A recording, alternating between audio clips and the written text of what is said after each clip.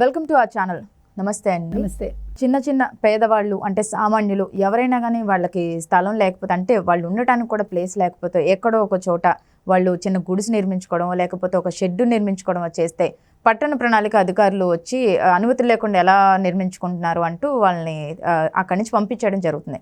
కానీ వైకపా వారివి ఇన్ని కార్యాలయాలు నిర్మిస్తున్నా కూడా అది కూడా అనుమతులు లేకుండా మరి వాళ్ళు ఏం చేస్తున్నారు అంటే ఇప్పటి వరకు 26 భవనాలు అయితే నిర్మించారు. అందులో 25కి అయితే అనుమతులే లేవు అసలు.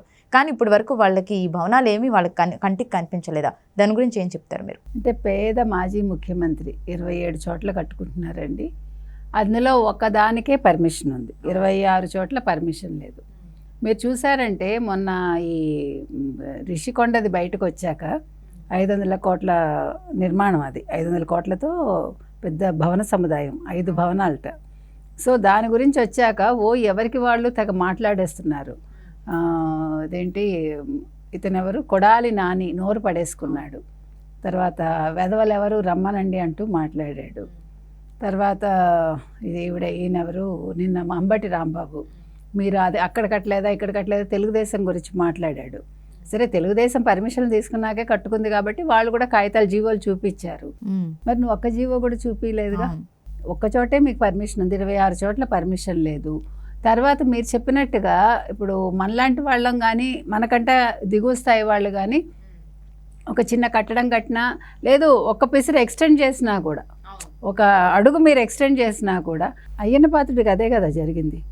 కాబట్టి ఇవన్నీ కూడా డబ్బు ఉండే వాళ్ళకి ఒకలాగా, డబ్బు లేని వాళ్ళకి ఒకలాగా, అధికారం ఉండే వాళ్ళకి ఒకలాగా, అధికారం లేని వాళ్ళకి ఒకలాగా జరుగుతాయి. కాబట్టి ముఖ్యమంత్రి జగన్మోహన్ రెడ్డి అప్పట్లో, అంటే గత ముఖ్యమంత్రి 2019 నుంచి 24 మధ్యలో, అంటే ఇది మధ్యలో మొదలుపెట్టారేమో, తెలివైన వాడైతే ముందే మొదలుపెట్టేద్దుడు, మొదలుపెట్టి ఈ పాటికి దాన్ని తాకట్టు కూడా పెట్టేసి ఉండేవాడు. అవును కదా. కొంచెం ఆలస్యంగా ఎవరో మరి ఆయనకు తోచిందో ఆలస్యంగా ఎవరైనా ఆయనకి సలహా ఇచ్చారో ఇప్పుడు కట్టడాలు ఇంకా తుది దశ కూడా లేదు. కొన్ని చోట్ల జరుగుతోంది కట్టడాలు, కొన్ని చోట్ల ఒక ఫ్లోర్ అయింది, కొన్ని చోట్ల అవ్వలేదు. మీరు తీసుకుంటే ముఖ్యంగా విశాఖపట్నం, విజయవాడ, అంటే తాడేపల్లి, తర్వాత కర్నూలు, ఇట్లా ప్రతి చోట, తిరుపతి, ఇట్లా మొత్తం అన్ని చోట్ల అన్నమాట. ఎక్కడికక్కడ వీళ్ళేంటి ఇప్పుడు దీనివల్ల రాష్ట్రానికి అంటే పట్టణాభివృద్ధి సంస్థకి ఎంత నష్టం తెలుసా అండి మీకు? చాలా. ఇప్పుడు మళ్ళీ వైజాగ్లో ఒక రిషికొండదే కాకుండా, అంటే రిషికొండ ఆయన క్యాంపు కార్యాలయం అయినా ఆల్రెడీ మనం డిసైడ్ అయిపోయాడు ఆయన, అది వీళ్ళూరికే కంటి తుడుపు చర్యగా మళ్ళీ మాట మార్చారు. కానీ ఎండాట్లో కడుతున్నారు ఆఫీసు, వైసీపీ కార్యాలయం. ఇప్పుడు దానికి అనుమతులు లేవు. గబగబా లాస్ట్ మినిట్లో ఏదో వాళ్ళు అప్లికేషన్ పెట్టారో ఏదో అయింది. తర్వాత ఉండి దగ్గర కూడా అంతే, ఒక ఫ్లోర్ అయిపోయాక పర్మిషన్కి అప్లై చేశారో, లేదా ఇప్పుడు ఇది తాడేపల్లి దగ్గర అది కూల్చేశాక ఇప్పుడు గబగబా సామగ్రి అంతా తరలించేశారు. అంటే ఇప్పుడు వాళ్ళ దగ్గర మాట్లాడటానికి ఏది లేదండి. ఇప్పుడు మనం చెప్పినట్టుగా వైసీపీ ప్రభుత్వంలో జరిగిన అక్రమాల్లో ఇది చాలా పెద్దది. ఇది కూడా ఇన్ని ఆఫీసులు కట్టాల్సిన పనే ఉందండి అసలు. అది కూడా మామూలుగానా? మీరు అవి చూస్తూ ఉంటే ఒక్కొక్కటి ఒక్కొక్క ప్యాలెస్ అన్నమాట. ఈయన ప్యాలెస్లో తప్ప ఉండరా పాపం పేద మనిషి. ఈయన పేద ఎమ్మెల్యే కదా, పేదవాళ్ళకి పెత్తందారులకి యుద్ధం అన్నాడు ఆయన. మరి అంత పేదవాడు ఒక్కొక్క ఊర్లో అలా కట్టుకున్నాడంటే వెళ్ళిన చోటల్లా విడిదికి ఒక భవనం అన్నమాట. మనం అలా అనుకోవాలి. పార్టీ కార్యాలయం ఏముందండి, పార్టీ కార్యాలయానికి ఎవరిని పిలుస్తారు వాళ్ళు? ముఖ్యమంత్రి ఎవరితో మాట్లాడరు, ఎమ్మెల్యేలకు కూడా అవకాశం లేదు, అక్కడ ఎంపీలకు అంతకంటే అవకాశం లేదు, కార్యకర్తల్ని రానివ్వరు. మనం చూసాం కదా, కార్యకర్తలు కడపలో పులివెందులు ఎంత గొడవ చేశారు, రాళ్ళు విసిరారు వాళ్ళ వైసీపీ కార్యకర్తలు. ఎందుకని? జగన్మోహన్ రెడ్డి మాట్లాడలేదని. అప్పుడు మర్నాడు మళ్ళీ విడిగా ఆయన కలవటానికి ఏదో ఏర్పాట్లు చేశారు, ఇంకా దిక్కుతోచక, మొహం చెల్లక. కాబట్టి ఇవన్నీ కూడా అంటే ఆయన ఇప్పుడు ₹1 జీతం తీసుకునే వ్యక్తి అంతకుముందు మంత్రిగా చేయలేదు, ఒక వ్యాపారం డైరెక్ట్గా లేదు, ఆయన పేరు మీద ఒక సంస్థ లేదు, ఒక్క ఫోన్ కూడా లేదు ఆయన పేరు మీద, అంటే ఫోన్ కనెక్షన్ అంటే ఒక సెల్ ఫోన్ కూడా లేని వ్యక్తి దగ్గర మరి ఇన్ని భవనాలు ఎందుకండి మీకు? మీరు రోడ్డు మీద పడుకోవచ్చు కదా, చెట్టు కింద పడుకోవచ్చు. మీరు మా పేదవాళ్ళు కదా మీరు. సో పేదవాళ్ళందరూ కూడా అంటే ప్యాలెస్లో పడుకుంటారు. అప్పుడు పేదవాళ్ళందరూ ఇలా ప్యాలెస్లో ఆక్రమించుకున్నా బాగానే ఉంటుంది. ఇప్పుడు అంటే కమ్యూనిస్టులు చెప్పేది అదే కదా.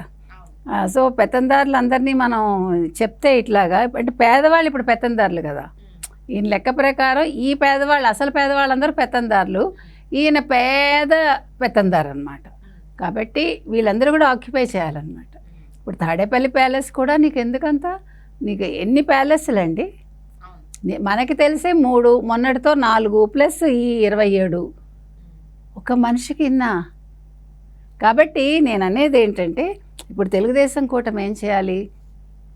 కూల్చటం ఏమీ తప్పు లేదండి, అక్రమంగా కట్టినప్పుడు కూల్చాల్సిందే. అప్పుడు మనం ఏమీ జాలి పడక్కర్లే. ఎవరైనా ఏ ప్రభుత్వం అయినా, ఒకవేళ తెలుగుదేశం తప్పు చేసినా వైసీపీ జాలి పడక్కర్లే. ఇప్పుడు తెలుగుదేశం వాళ్ళు ప్రజావేదికని వాళ్ళు సక్రమంగా కడితేనే కూల్చేశారు కదా. ఇవాళ మీటింగ్ పెట్టాడు, రేపటి నుంచి ఇక్కడ భవనం ఉండదన్నాడు, కూల్చేశాడు. అంటే భరించలేడు అనమాట ఆయన. తెలుగుదేశం ఏదైనా ఒక మంచి పని చేస్తే భరించలేకపోయాడు ఆయన.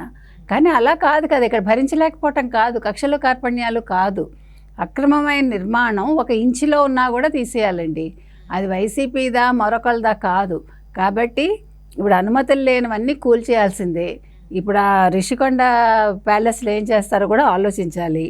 ఎండాడ కూడా వదలకూడదు. ఎక్కడికక్కడ మీరు కర్నూలు కావచ్చు, కడప కావచ్చు, తిరుపతి కావచ్చు, మరొక చోట కావచ్చు, మచిలీపట్నం కావచ్చు, ప్రతి ఒక్కటి ఎక్కడైతే అనుమతులు లేవో అవన్నీ నిర్దాక్షిణ్యంగా కూల్చేయాలి.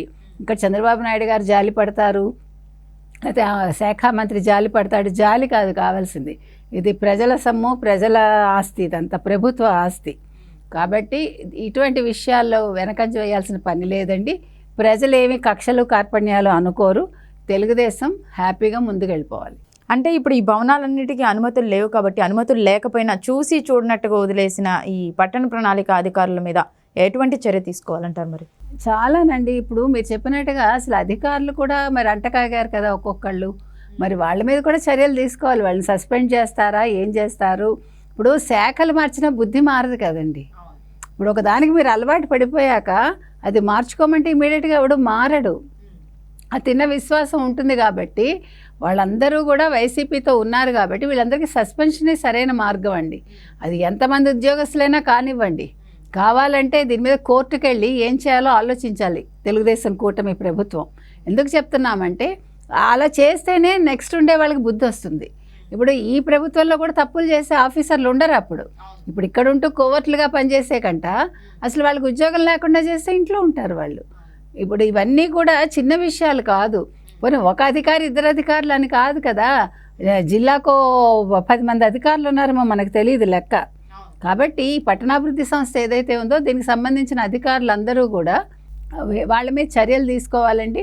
ఇది ప్రభుత్వం, తెలుగుదేశం ప్రభుత్వం చేయాల్సిన తక్షణ కర్తవ్యం అది. అంటే ఇప్పుడు ఈ భవనాలన్నీ కూడా కూల్చివేయడమే మీరు మార్గం అంటారా? అంతే కదా. లేదు వాటిని దేనికి వినియోగిస్తారు? ఒక ప్రభుత్వ భవనాలుగా మారుస్తారా, లేదు ఏ రకంగా చేస్తారో కూడా ఆలోచించాలి. ఒకవేళ డబ్బు దుర్వినియోగం అవుతుంది అనుకుంటే, అది ప్రభుత్వమే పెట్టింది అనుకుంటే వాటిని అతిథి గృహాల కింద మారుస్తారా, లేదు ఇంకేదైనా సంక్షేమ పథకాల కంటే వాటిని నిర్వహించడానికి ఉపయోగిస్తారా, లేదు ప్రభుత్వ భవనాలుగా మారుస్తారా? దాని మీద కూడా దృష్టి పెట్టచ్చు. ఇప్పుడు కొంచెం కట్టడాల్లో ఉంటే దాన్ని తీసేయచ్చండి. పూర్తిగా కంప్లీట్ అయితే మాత్రం దాన్ని వేరే రకంగా ఉపయోగిస్తే బాగుంటుంది. ఓకే.